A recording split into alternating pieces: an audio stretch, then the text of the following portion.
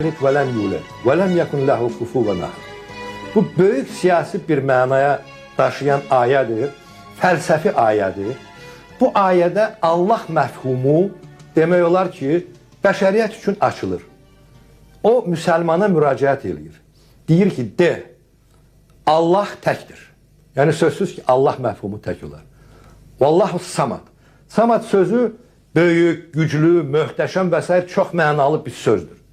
Yəni, Allah olduqdur, qüdrətlidir, bəli. Ləm yəlid və ləm yulad. Bu, Allah məfhumunun tam mənşəyini açır. Deyir, nə doğulubdur, nə də doğubdur. Yəni, bu ilahi qüvvədir. Bu, insana bənzər bir qüvvə deyil. Bunu insanlaşdırmaq düzgün deyil. Və ləm yakun ləhu kufuvan əhəd. Və ona oxşar da dünyada heç bir şey yoxdur. Baxın, görün, bu 4-5 sətirdə Allah məfhumu nə qədər güclü və nə qədər, məsələn, açıq aydın açılıbdır. O biri surə, bunu da hamı bilir, hamı deyir, amma hamı mənasını daşımır. Məsələn, bu Fatihə surəsi. Oradakı olan o gözəl sözlər. Məsələn, deyir, Allaha müraciət edir, dua edir.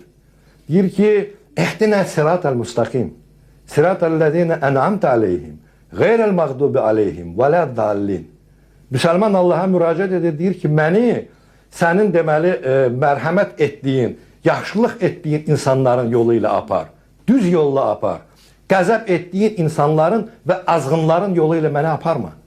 Nə qədər gözəl, nə qədər güclü duadır bu. Duanın mahiyyəti gözəl. Bəli, ona görə məsələn müsəlman bunun mahiyyətini başa düşüb, dərk eləyib Allaha müraciət eləyəndə o daxiləndə güclü olur və məsələn o xalq üçün və İslam dini üçün hər bir məsələn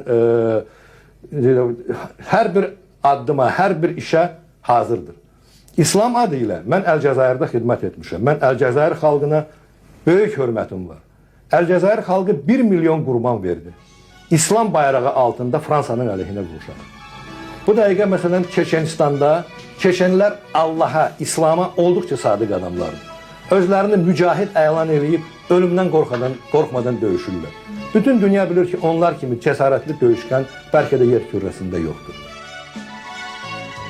İslam dini insanın özünə inamını gücləndirir.